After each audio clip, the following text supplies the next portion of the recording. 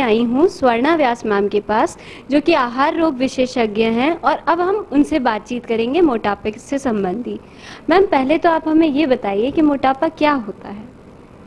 यदि हमारा वज़न हमारे सामान्य वज़न से 5 किलो भी ज़्यादा है तो हम मोटापे की श्रेणी में आते हैं, और यदि हमारा वज़न 20 किलो ज़्यादा है हमारे सामान्य वज़न से तो हम मॉर्बिड ओबेसिटी की श्रेणी में आते हैं। मॉर्बिड ओबेसिटी जो होती है वो एक तरह से एक बीमारी होती है जो हमारे शरीर में हार्मोन के असंतुलन की वजह से होती है, और मोटापा जो होता है उसका मुख्य कारण होता है यदि हम खान पान में ज़्यादा ध्यान नहीं देते हैं, काफ़ी तला भुना खाना खाते हैं, रोज़ की एक्सरसाइज हमारी बहुत कम होती है, बैठने वाला काम ज़्यादा होता है, तो जो हमारा वज़न होता है वो धीरे धीरे बढ़ने लगता है, पर लगातार बढ़ता जाएगा और ये काफ़ी ज़्यादा बढ़ जाएगा 20 से 40 किलो, तो ये फिर हार्मोन का असंतुलन करेगा और काफ़ी सारी बीमारियों को हमारे शरीर में बढ़ाएगा। जी, मोटापे का माप हम किस प्रकार करते हैं। मोटापे का माप हम कई तरह से करते हैं, जैसे हमारे देश में या हम हमारे देश के बाहर की भी बात करें तो दो तरह का मोटापा देखा जाता है। एक होता है एप्पल शेप्ड ओबेसिटी, मतलब सेब के आकार की ओबेसिटी, जिसमें जो मरीज होता है वो ऊपर से पतला होता है पर जो उसका नीचे वाला हिस्सा मतलब पेट और कमर वाला जो हिस्सा होता है वो काफ़ी चौड़ा होता है, इसको एप्पल शेप्ड ओबेसिटी कहते हैं। एक होती है पियर शेप्ड ओबेसिटी, पियर की तरह जो ओवरऑल पूरा मोटा होता है। इसमें जो हम माप करते हैं वो 3 तरह से करते हैं। एक तो BMI निकाल के, बॉडी मास इंडेक्स, इसमें वेट इन केजी और हाइट इन सेंटीमीटर स्क्वायर रख के हम बॉडी मास इंडेक्स निकालते हैं। अभी भारतीय इंडियन जो नई गाइडलाइन आई है उसके हिसाब से महिलाओं में 24 BMI होना चाहिए और पुरुषों में 25। यदि आपका BMI 24 के ऊपर है तो आप ओवरवेट की श्रेणी में आते हैं, और उससे ऊपर है तो ओबेसिटी की श्रेणी में।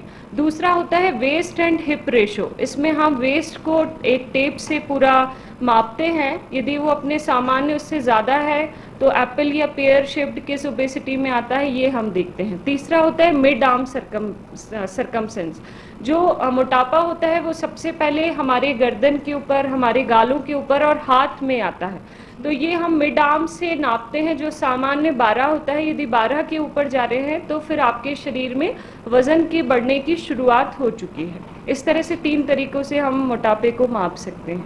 इसी के साथ मैम आपसे एक बात और जानना चाहूँगी मैं कि मानसिक तनाव भी बहुत ज़्यादा होता है लोगों में जब वो मोटे हो जाते हैं, तो उस बारे में थोड़ा और बताइए। अभी तक मैं पिछले 5 या 6 सालों से ओबेसिटी फील्ड में काम कर रही हूँ। मैंने दोनों तरह के मरीजों को देखा है। यदि मरीज़ अपने सामान्य वज़न से, स्पेशली फीमेल में, वो 4 से 5 किलो भी उनका वज़न बढ़ जाता है तो उनके लिए सबसे ज़्यादा दुखी होने का मुद्दा होता है वो, क्योंकि वो अपनी पसंद के कपड़े नहीं पहन सकती हैं, वो अपने फ्रेंड सर्कल में उठती बैठती हैं तो उनको एक तनाव होता है कि मेरी सहेली मेरे से दुबली है और मेरे से अच्छे कपड़े पहन सकती है, मैं क्यों नहीं। और ये आज के समय में बहुत ज़्यादा देखा जा रहा है कि अब डिप्रेशन का सबसे बड़ा कारण है, महिलाएं हो चाहे पुरुष हो, उनमें सबसे बड़ा कारण है। हमने जिन मरीज़ों का बैरिट्रिक सर्जरी की, हमने कई ऐसी मतलब जिनकी शादी नहीं हुई है ऐसी महिलाओं को देखा है कि वो जब पहली काउंसलिंग में मेरे पास आती हैं तो उनका सबसे पहला स्टेटमेंट होता है कि यदि हमारा वज़न कम नहीं हुआ तो हम आत्महत्या कर लेंगे। मतलब आप सोचिए मोटापा कितना बड़ा डिप्रेशन का कारण हो सकता है, क्योंकि घर में उनके माता पिता उनको इसी चीज़ पे दिन भर ताने देते हैं कि जितने भी लड़कों के रिश्ते आते हैं वो तुम्हारा मोटापा देख के मना कर देते हैं। फिर वो अपनी फ्रेंड्स में उठती बैठती हैं तो भी यही कारण होता है कि हर फ्रेंड उनको यही चीज़ कहती है।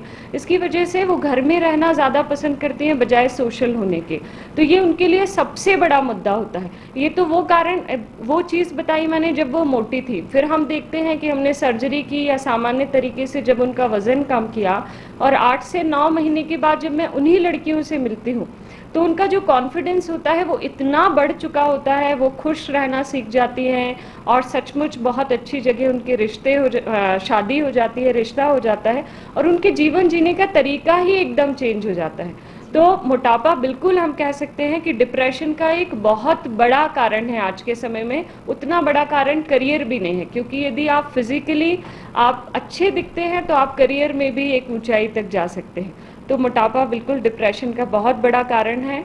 और शायद इसी डिप्रेशन के कारण मोटे लोग खाते भी ज़्यादा हैं। हाँ, क्योंकि यदि डिप्रेशन होता है तो आपके शरीर में कई ऐसे हार्मोन्स निकलते हैं जो आपकी भूख को बढ़ाते हैं, या एक गुस्सा भी आपके अंदर लाते हैं कि इतने ही मोटे हैं, चलो और खाएंगे और मोटे हो जाएंगे, बस इससे ज़्यादा तो कुछ नहीं होगा। तो ये एक बिल्कुल हम कह सकते हैं कि मोटापा एक बहुत बड़ी वजह है अवसाद की या डिप्रेशन की। मैम एक बात और बताइए कि खान पान में हम क्या सावधानियां बरतें? खान पान में हम बहुत सारी सावधानियां बरत सकते हैं। एक तो बचपन में बच्चे को ही हम शुरू से ऐसी सलाह दें, जैसे आजकल जो इतनी व्यस्त दिनचर्या है उसमें माता पिता अपने बच्चों को बहुत टाइम नहीं दे पाते हैं, और जब उन्हें एक संडे मिलता है तो वो अपने बच्चों को सबसे पहले मॉल में लेके जाते हैं और बोलते हैं बताओ बेटा पिज़्ज़ा खाओगे या बर्गर खाओगे, जबकि वो उनसे ये भी पूछ सकते हैं कि यहाँ स्प्राउट्स भेल भी मिल रही है, यहाँ फ्रूट जूसेस भी मिल रहे हैं, फ्रूट सैलेड भी है, या कई ऐसी लो कैलोरी चीज़ें होती हैं जो वो खिला सकते हैं। पर शुरू से हम अपने बच्चों की फूड चॉइस ऐसी बना देते हैं कि उनको हमेशा हाई कैलोरी फूड ही पसंद आता है। वो या तो आइसक्रीम खाएंगे, पिज़्ज़ा खाएंगे, बर्गर खाएंगे। तो एक तो बचपन से हम उनमें ये आदतें डालते हैं। फिर आज के समय में फास्ट फूड इतने बढ़ गए हैं कि आम आदमी जब भी घर के बाहर निकलता है वो हफ्ते में 2 बार निकलेगा तो वो पक्का फास्ट फूड खाएगा। इसकी वजह से ये जो आदतें हैं और हमारी जो शारीरिक गति मतलब शारीरिक जितनी भी एक्सरसाइज हैं वो कम हो रही है, उसकी वजह से भी मोटापा बढ़ रहा है। तो हम अपनी इन आदतों को सुधारें। हम अपने पूरे दैनिक दिनचर्या में तेल का या फैट का कंजप्शन कम करें। उसके अलावा हम अपनी एक्सरसाइज बढ़ाएं। हम बिल्कुल रूटीन में जिस तरह रोज़ ऑफिस जाते हैं, रोज़ खाना खाते हैं, वैसे ही ये प्रण लें कि हम रोज़ आधा घंटे 1 घंटे की रोज़ वॉक करेंगे या एक एक्सरसाइज ज़रूर करेंगे, जिससे हमारी कैलोरीज जो हैं वो उनका कंजप्शन भी हो हमारी बॉडी में। फलों को पहली प्राथमिकता दें, फल ज़्यादा लें, जूस ज़्यादा लें, सब्जियाँ हरी सब्जियाँ ज़्यादा लें, ज़्यादा फाइबर वाले खाना खाएं। इससे हम अपने वज़न को भी नियंत्रित कर सकते हैं, कई बीमारियों से भी बच सकते हैं, और अपने घर में भी अपने बच्चों को, अपने बड़े बुज़ुर्गों को भी ये मतलब सीख भी दे सकते हैं और सलाह भी दे सकते हैं कि ऐसी चीज़ें हमें कई बीमारियों से बचा सकती हैं।